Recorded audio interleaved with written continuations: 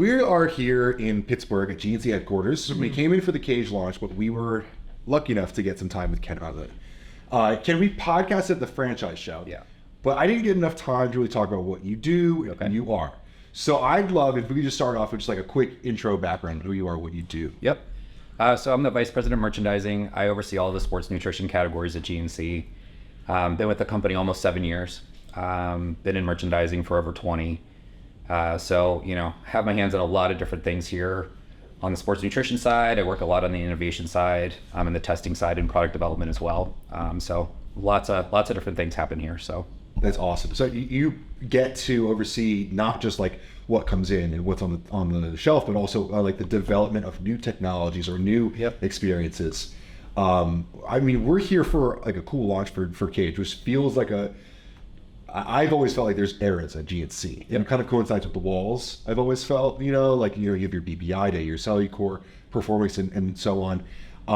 I'd love to just jump in and talk about like what you're excited about right now. Yeah. Mike just met you, so I don't know if you have any exciting questions, but. No, I mean, I would go more into your background. Like, so how did you get into this position? Yeah. You don't have there's no PhD in supplements. So. No, not at all. Funny enough, I spent the first almost 17 years of my career in merchandising, but in apparel accessories licensing. Gotcha. Prior to joining GNC. So when I came into GNC, I was actually on the wellness side of the business first, overseeing health and beauty, several of the wellness categories, arts and greens, things like that. And then after my first year here, I moved over to take over the sports side of the business. That's the more fun side, right? Yeah, I mean, it's definitely more in my wheelhouse for sure. I mean, I've been involved in the gym and athletics most of my adult life. So I've been shopping at GNC. It's a legitimate store. I'm not saying I work there since I was a teenager. So it's definitely been a part of my life for a long time. So when you came into GNC, where you started interviewing with the company, were there things like that you already knew that you would want to change if you were in this position? It's not even so much. Let me back up a second. The interesting thing about coming into GNC, especially when you come from outside of the nutrition or the supplement industry, you've got a lot of perspectives on what the business is, but there's a huge learning curve for anybody that comes from outside, especially on the business side. When I worked in apparel and accessories, people aren't ingesting those things. So there's a huge learning curve just on the science and the technical aspect of what we do here versus what I did in my previous lives. Again, a widget's a widget, so to speak. So we all look at things very similarly in terms of how we run the business. But there was just a huge aspect of what I knew outside of my personal consumption and my personal experience on the supplementation side versus what we actually do on the day in, day out basis in merchandising and. You mentioned licensing when you were talking about your previous merchandising. Has it been interesting to come into supplements and see licensing here now? Yeah, I mean, it's funny because when I first came into GNC, it actually surprised me that there wasn't a lot. And we had just really started working with Ghost. I mean, it was early days of the Ghost GNC relationship there. And so to me, it was always kind of a natural fit on, in some ways why it wasn't here. Because in my previous lives, it was a huge portion of what happens on that side of the world. And then, fast forward 6 months and all of a sudden we're doing all these really cool collabs with Ghost and whatnot. And then it just obviously has exploded to what you see today. So I'm not surprised by it. Like I think maybe a lot of people that have been enmeshed in the industry for so long were. So it was not at all surprising to me that the industry went there. I am surprised, in a lot of different aspects within, licensing. Some brands are very slow to get into this industry with licenses. Some are very fast. Some brands have, in my mind, probably gone a little too far in terms of the number of collabs and things that they do for sure. But, I think there is a lot of room still to be done with flavor collabs, licensing in general in this space. I think it's just the consumer is getting a little bit more refined as to what they expect from these. And gone are the days of just tweaking a flavor and throwing a label on there and expecting people to get excited about it. Yeah, it's kind of funny hearing your perspective because to me it was a huge thing when Ghost landed. Warheads was pretty big, but then Sour Patch Kids, Swedish Fish. That's when I was like, whoa, these companies actually trust us. Because coming back from 2012, there's a lot of war with FDA and everything. So it was great to see us level up, and we'll always thank Ghost for leveling us up. And I've had some people saying, "Oh, that's not that innovative." I'm like, no, that to me was incredibly innovative, not just from the cool flavors and stuff, but from like growing up as an industry and a business thing, I think it was huge for us. And now GNC, you got Marvel. Yeah, like, that's epic. I look at licensing as a huge validation of the space. You know what I mean? And it's not always going to be the most groundbreaking, interpretation of a license. But a lot of these brands are multi-billion-dollar brands that are trusting our space to be able to do right by their brands and their IP. And it's ingested. Yeah, exactly. So that's a huge, exactly. Right. So it's a huge validation of what we do, where a decade ago that would have never happened. It's super funny too, because you were kind of mentioning like brands who maybe don't do it in the way that you think, or not the way that you would, or whatever. And it's funny to think because I love like the authenticity. I love when it means something, and it really, there's details. Like when you guys did Marvel, I called out such cool stuff on the labels that no one was really putting these details in. And it's funny because everyone can say like it should be authentic, there should be cool stuff, but like Oreo does a Hot Wheels car, there is also just like for some licensing agencies it's just like passive income. You own IP, you like give it to someone to do something, but it feels good when you see something and you just know like there's real thought that went into this collaboration. Yeah, I mean Marvel's a great example. It actually took us 2 years to bring that to market. And you picked up on a lot of the little details on label. There were even Easter eggs in, on the label, in the pack and stuff that people haven't really even caught on to yet, quite honestly, about things that are coming. And so it's the team that actually put that stuff together. We spent a tremendous amount of time on every single one of those details. Yeah. The flavors are great flavors, but again, that's not where a lot of the attention to detail necessarily came as it relates to bringing the Marvel name into the product. Things like the collectible that we did, the way that we kind of communicated and talked about the product and the benefits and the partnership differently on pack, launching at Comic-Con, you know what I mean? And doing something completely different in the way that our space has not really done before in that regard. That's what, took us so long to actually bring it to market. Were we the first to do a comic book collab? No, but do I think we did it better than anybody else? I do, because we actually took our time and we literally had fans of Marvel and all of these characters and all of these properties actually building something that was legitimate and not just a label slap. It matters. And this is I think it's a little bit different. And this is what I appreciate what you guys did is Mike, you might love Swedish Fish and Sour Patch Kids. You might have grown up on them. But these are to some people living characters and beings that have personalities and memes online or whatever. And you guys encapsulated, part of the pun, that feeling and being a part of that, the whole origin story concept. It's very cool. I have to ask if they did, and you don't have to answer these things if it breaks anything, but did they say no to pre-workouts? Because we're starting to see Kraft has a limit on how much caffeine can be on a product that has their IP on it and things like that. Yeah. I mean, listen, anybody that's worked with Disney before knows that they have very, I don't even want to say strict, but they just have very clear guidelines on how they operate in certain spaces. That's no different for us. So was it no on specific categories? Not necessarily, but there's obviously guidelines under Disney and their nutritional guidelines that we operate under as part of the partnership. Just like they would if they did something on the food side or, the clothing side or whatever. So those things aren't necessarily unique to the partnership we have with them, but they're obviously, things that we take into account for sure. Totally makes sense. I understand, it's scary. You were saying in 2012, there was a lot of fights with the FDA. And even now, there's a lot of scary products in the market that, to a bigger brand that is concerned about liability, whereas some companies in this industry might just not even consider this, it's a liability to be putting your IP on something that could speed up someone's heart rate. Yeah. Right. Yeah. If I was Disney, I would probably set a limit of caffeine, probably 175 milligrams, even if it was in a pre-workout. And so, because it's going to end up in a 13-year-old's hands at some point. Do I care about a whey protein? Not at all.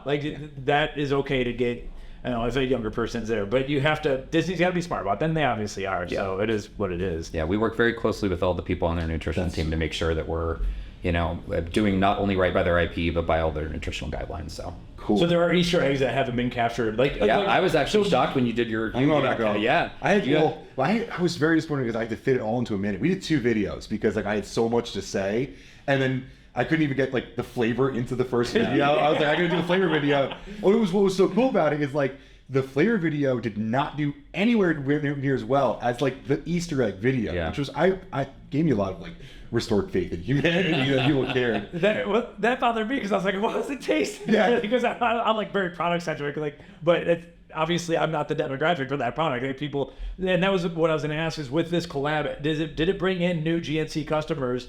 Ultimately, that's got to be the goal. Did you get some Marvel fans coming into stores wanting this product now on the website? Absolutely, and that's again part of we were very intentional with why we went to Comic-Con. You know what I mean? Right. And it was, we had, I want to say it was like close to like 12 or 13,000 people come through that booth in 2 days. Yeah. And so, we were in the fan zone where people are highly engaged. Like they're huge fans of all of these properties, and the reception, quite honestly, we didn't know what it was going to be, being with GNC and obviously being, with something like a protein, powder, bringing it into this world where, a lot of people just don't play.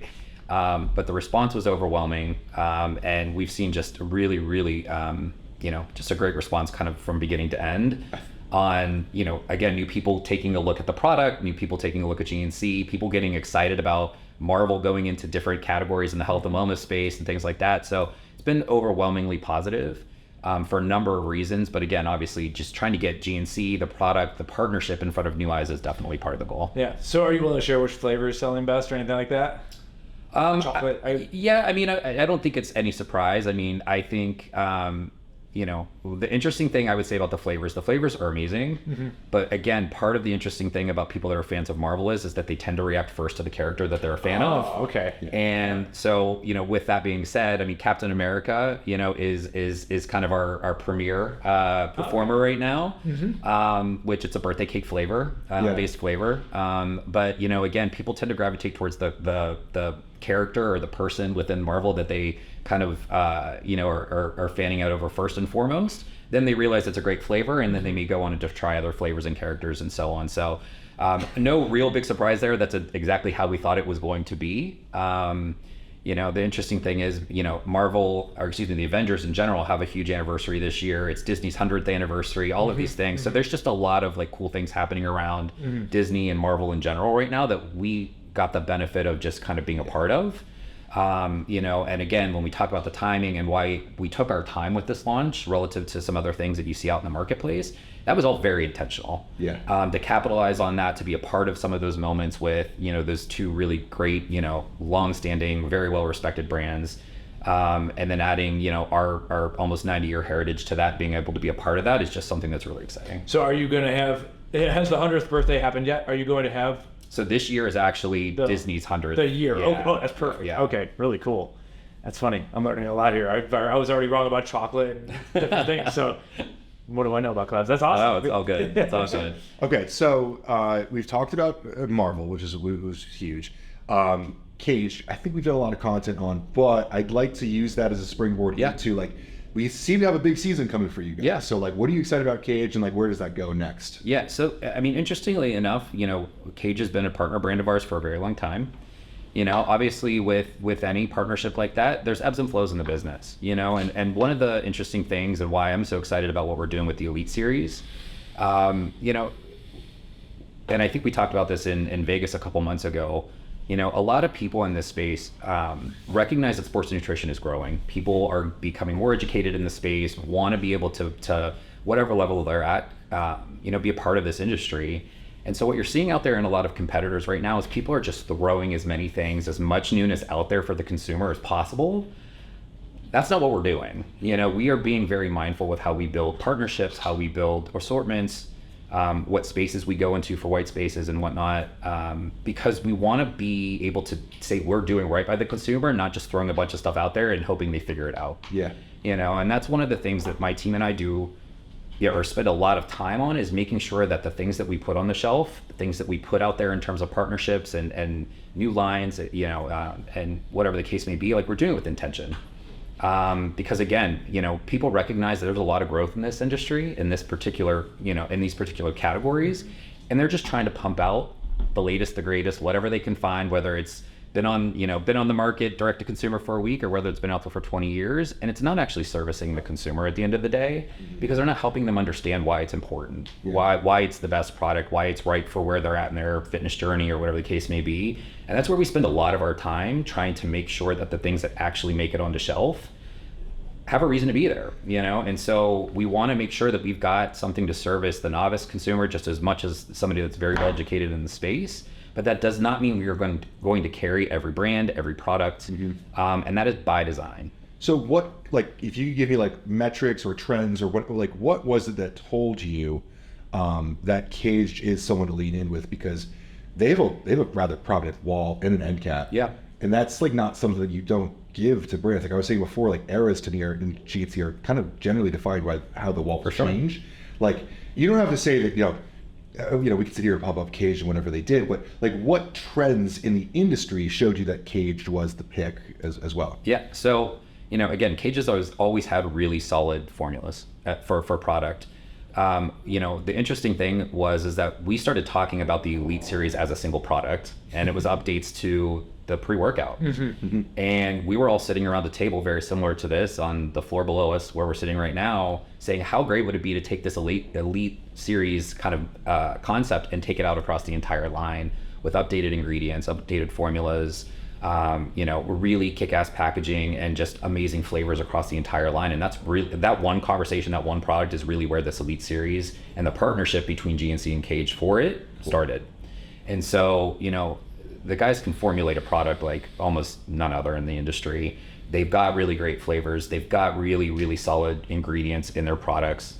And people know and respect that. We wanted to take it to another level and really just raise the bar for what a partnership between a brand and GNC can be, but then also what that assortment looks like. I can tell you in my almost 7 years here, there's not a single partner we've launched 27 SKUs with. And there's a very legitimate reason why we did that, because every single one of those products has a reason to be on the shelf. Again, we've had a partnership, we've done business with Kaged for a long time. Having the presence in the store that they're going to have in all the stores as of 8/31, with the breadth of categories represented, is a testament not only to what we think we can do together, but just how they build product and how they've really taken a leap forward with all these categories with the Elite Series. Cool. Are there because when you're talking about formulas, so you compare it to the rest of the industry, there are obviously a lot of standards now when it comes to formulas. You want a large scoop in a pre-workout. You want a certain amount of citrulline. You want, caffeine trends up in general right now. But, what was it about this line that you think is going to do well? And adding to that, do you think that like the certifications or the sweeteners are any part of that? Like, what do you expect this to do? Yeah, it's a very clean label, and while we're seeing a lot of trends towards that, I think this is probably the biggest assortment out there that really approaches it from kind of A to Z in formulation, from a certification, a cleanliness of ingredients, and so on. And there's a lot to be said for that as a differentiator within a lot of the space that's happening today. So they not only did that, but their product still tastes great. I've been a huge fan of the pre-workout for a long time. And it's not easy to make something taste good that is that clean. Yeah, and that big of a scoop. Yeah, exactly. So, they just did a really, really nice job, and were super mindful in how they built these products from beginning to end. And again, like I said, we would not have taken this leap with them if we weren't confident that everything that we're bringing in had a reason to be on the shelf. So from GNC's perspective, do you have just confidence that Kaged is going to bring their own people walking into the store? Or did you have a lot of people requesting cleaner formulas, more like less artificial sweeteners, less artificial flavors, all that stuff, and then you needed a brand to fulfill that role? It's a little bit of both. When I'm meeting with brands, I like to talk about the fact that GNC is really good at pulling people, but the brand has to have the push. And so when a brand does really well at GNC, it's when those things work in concert with one another. And there's plenty of times that, a brand comes in and expects that the pull from GNC is going to make or break their performance. And that's more often than not when a brand doesn't succeed. Right. And the great thing is that Kaged has a huge built-in audience already. And we've got, to your point, people that are looking for those trends in cleaner ingredients, better sweeteners and things of that sort. And so we've got that pull and that request already from the consumer base that's building over time. And so it was just a great time for us to kind of work with Kaged on bringing this to market in the way that we are, because we're kind of, I think, reaching that critical mass where a line like this and the breadth of the line, of this size, can actually work. We've had success in standalone products here or there that capture some of what Kaged is doing. When you say we, do you mean Beyond Raw or do you mean like GNC, yeah, as the enterprise. But the way, like I said, from flavor to formula, just the way that they're approaching it, it's the right time for them to bring the push as we're pulling in those consumers on, a lot of the ingredients, a lot of the trends that we're seeing there with regards to, cleanliness. Cool. I don't know if you have anything on this topic. Or I was going to kind of put you on the spot moving forward. Let's do it. Okay, so you can't mention Kaged or Marvel's collabs, but Beyond Raw is game, for the record. What are like 3 brands you're really excited about over the next year? Huh. I know you have a lot of partners. Yeah. So no, I mean, listen, I'll speak about our own brands for a second here, because there's a couple things that I am really excited about. So there's been a ton that's already happened with Beyond Raw this summer. In terms of new product, there's a ton that's coming.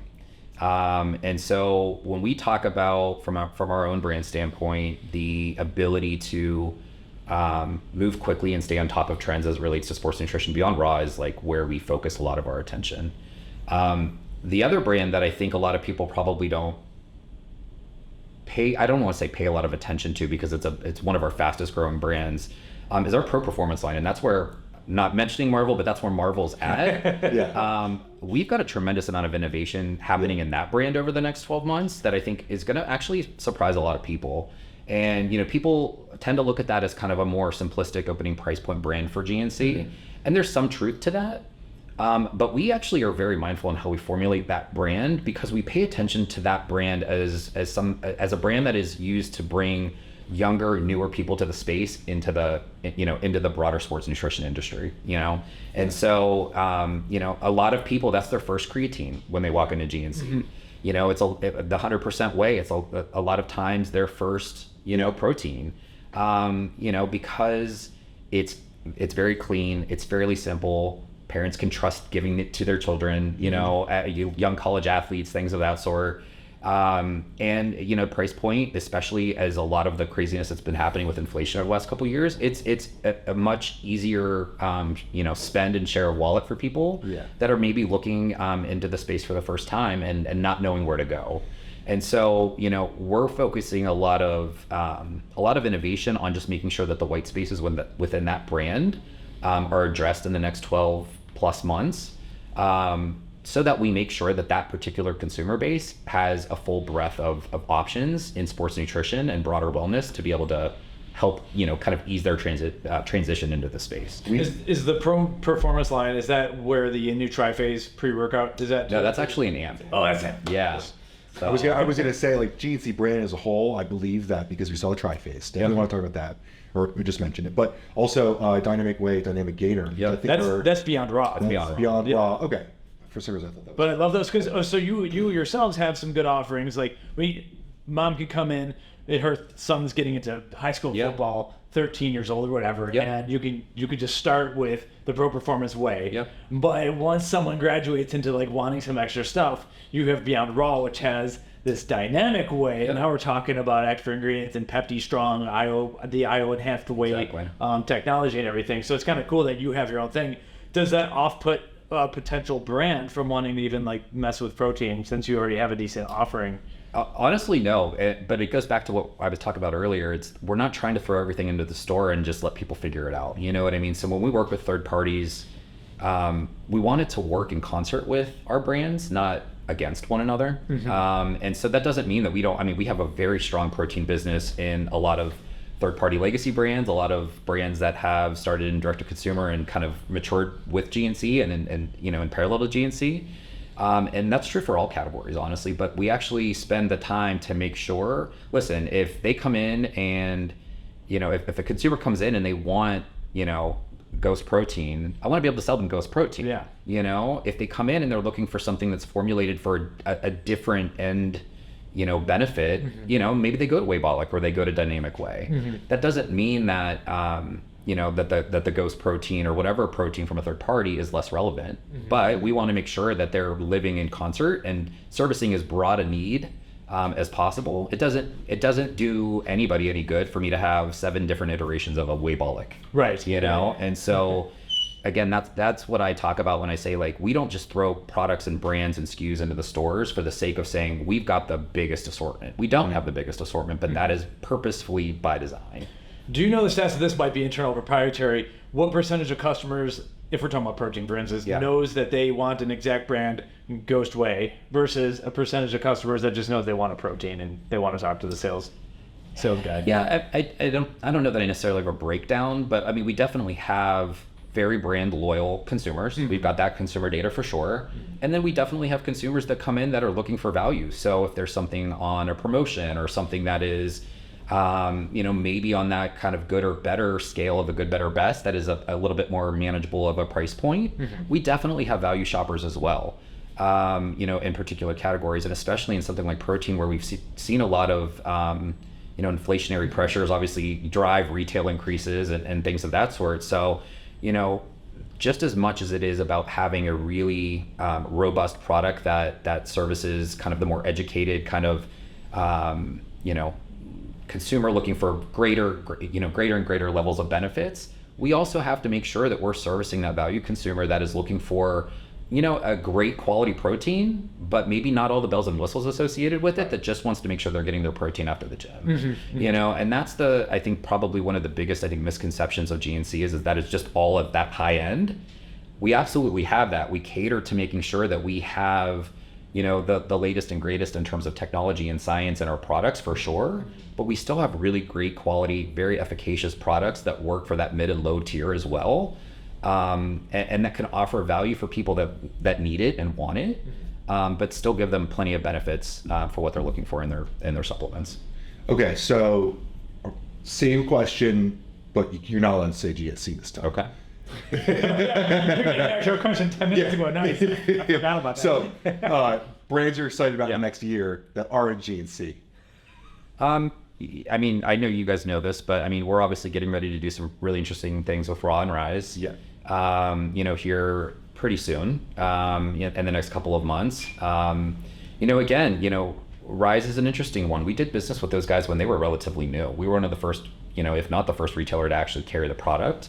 Obviously things have evolved over the years. Those guys are killing it right now in terms of the business and what they're bringing. And, we're now getting back into, some really interesting and unique things with them that I think, will get people excited that love the brand, but also give a unique spin to what's coming to GNC. And so again, when we talk about brands that maybe aren't in GNC from the beginning or come into GNC a little bit later, that is a lot of times by design, so that when we make sure it does come to GNC, it's coming with a unique spin or something special for the GNC consumer that gives them a reason to come here versus something down the road. So you want a unique product in terms of formula or unique experience in terms of flavor? It really depends on the brand. There's not one. We don't go in and say we have to have this unique formula or this unique flavor or whatever.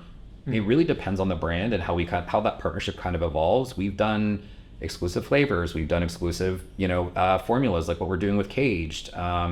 It really just depends on what's right for GNC and that particular brand that we're working with, because they have their own unique strengths. You know what I mean? Some of them are really great at flavor. Some of them are really great at formulation. Some of them are great at both. And, it just really depends. And so I think that's one of the really unique things about how we partner with brands is that we're not, it's not cookie cutter. We're not just like stamping these out in a factory and hoping everybody, responds favorably. Every one of these partnerships is done on a case-by-case basis. We build it organically with what we bring from our strengths, what they bring from their strengths, and then we figure out how to make it special and unique for the GNC consumer. I mean, obviously, Rise's big strength is driving foot traffic. Yeah. They're, I hate calling brands TikTok brands because it sounds derogatory. And they obviously have they'll probably take it derogatory. I don't mean it that way, but it's a young crowd that is impressionable, and you can definitely send them in store if you have an exclusive experience or exclusive product or something. So it absolutely makes sense. Yeah. Why would a kid go into a GNC instead of just ordering it from their phone? We're all on our phones. It's easy to buy on TikTok Shop now. So you have an exclusive product, flavor, or something. It absolutely makes sense. We want to make sure we take the time with a new partnership like those two in particular to make sure that we're building the solid base so that we've got a long runway. And that's where some brands like those two in particular are different than Kaged. Yeah, I think it makes sense because with Kaged you can get 27 SKUs because all of them are going to be exclusive. Yeah. Right. Raw they have everything. They've got a million pre-flavors, intro card, like all that stuff. But if you were to just bring those into GNC, you gotta have the question, why go into GNC instead of just ordering online? So it totally makes sense. Yeah. We do not want to be a me too, and I think in food, drug, mass, a lot of other specialty, you can't say that about everybody. People want the latest and the greatest that they're seeing on TikTok or that they're seeing on social media or that another brand is coming out with. And there's nothing wrong with that if that works for them, but that's not who we want to be. And that's something that we really pride ourselves on, to make sure that if you come here, that there's a very specific reason for it to be here, that it was actually thought through why it's on the shelf. And then it wasn't just how fast can I bring the next hottest thing on TikTok into the store. Yeah, because obviously I think like trends are starting to cycle even quicker. 100%. Right? They pop, they drop, they pop, they drop. It almost made me laugh because when we came in here last month, you guys had berberine on like a display as seen on TikTok, right? And I don't know if it said as seen on TikTok, but that would be hilarious if it did. But it's like It did, for the record. okay. But you're right, like it's like as seen on TV, but now it's TikTok, right? It's funny, but it was funny because I was looking at it and I was like, oh yeah, I did see that like 2 weeks ago. And it's like, you almost can't keep up with it. Yeah. I imagine like you guys like scrambling to send in-store cards for this thing and like you don't know how long it's gonna last. Yeah. Right? If any of these things are happening so quickly. Well, there's always going to be an element to that part of the business, but if it ever becomes 100% of somebody's business, I think that's a recipe for disaster. Sure. And that's again where are things like that always a part of our business? Yeah, but they're always a small part of our business. Like we want to capture those big, fast moving trends. Moments. But if that ever gets to a point where it becomes the totality of our business, like I feel like some some retailers are, some partners are, et cetera, out there in certain categories, I think that's a recipe for disaster. It's not built for longevity. It's built for a moment in time. Yeah. And you can manage 1, 2, 3, 5 of those. When it becomes 500, that it is just not a sustainable model, in my opinion. It feels to me like that is kind of like the enemy of long-term progress, like we were talking about. TikTok brands or the moment brands or collapse. Yeah. All of these things, we have a tendency to really enjoy them, and then brands will say, this is my personality now. And this is all I'm gonna do. And for GNC, it totally makes sense. I think you guys have historically always built brands or built partnerships with brands, and that's what is your bread and butter. I don't think you're gonna argue with getting a little bit of foot traffic from TikTok, of course. No. But in terms of partnerships and brands, and obviously, like I don't think consumers consider when they say they want something in GNC or they complain if it's not there, like you have over 3,000 stores. You have to outfit. You could do segments, but if you're really going to lean into something, you have to outfit over 3,000 stores with product. That's a big purchase. It's a big ask. And if it flops, so that's not good.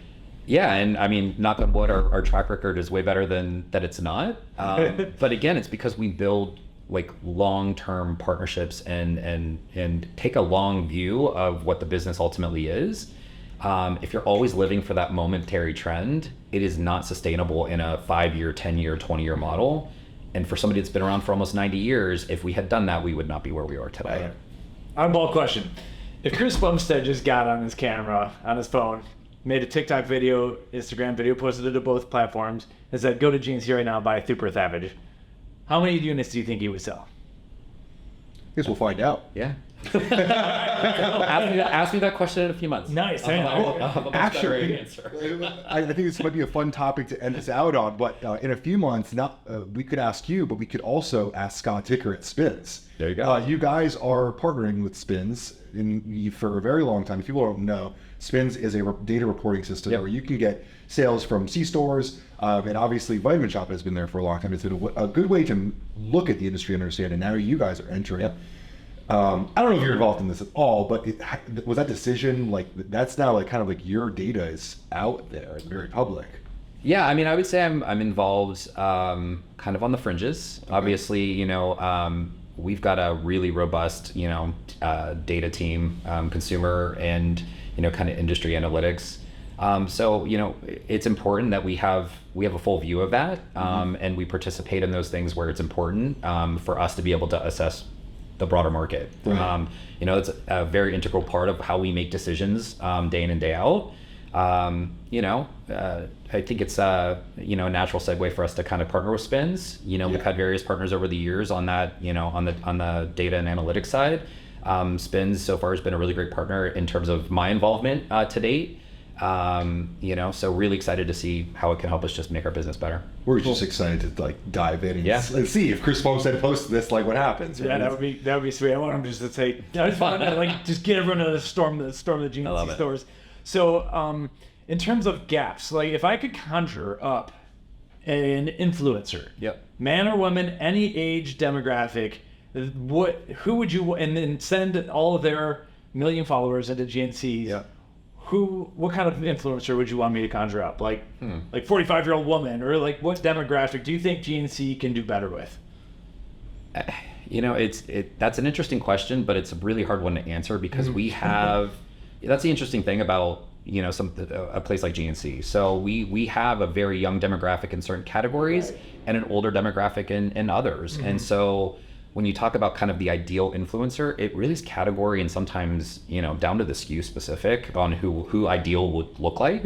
Somebody in the pre-workout space is obviously going to be much younger than somebody that is on our wellness side potentially in certain categories. So I hate to pigeonhole it by any stretch of the imagination, but at the end of the day, we want somebody ideally from an influencer standpoint or an ideal kind of consumer standpoint that is going to progress throughout the various stages of their life with GNC.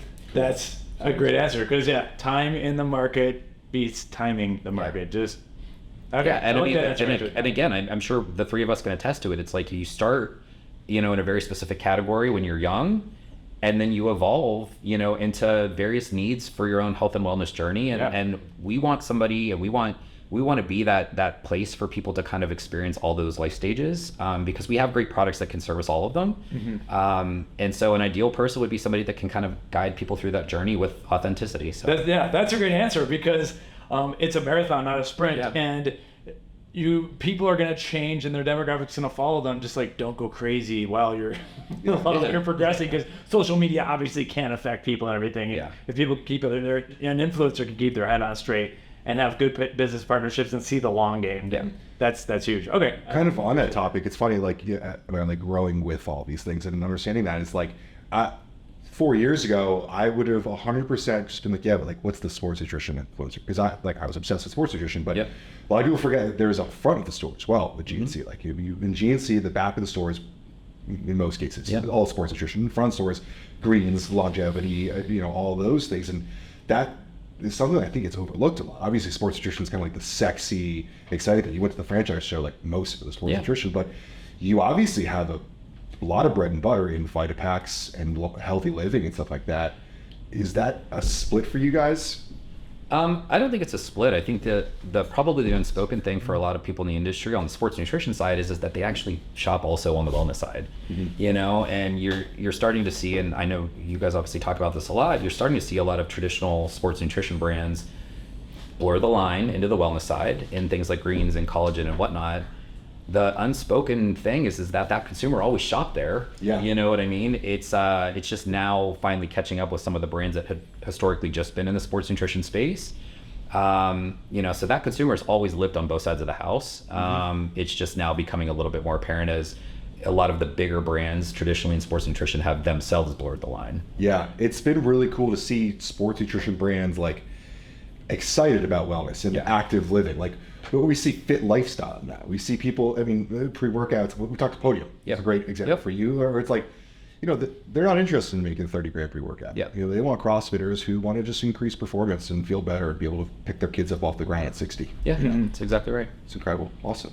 Well, I know you have other things. Yeah, to do. the only other thing we haven't touched, energy drinks and functional foods. I don't know if we say that for later or if there's anything special going on. Yeah, we can. I mean, there's always a lot going on in that category.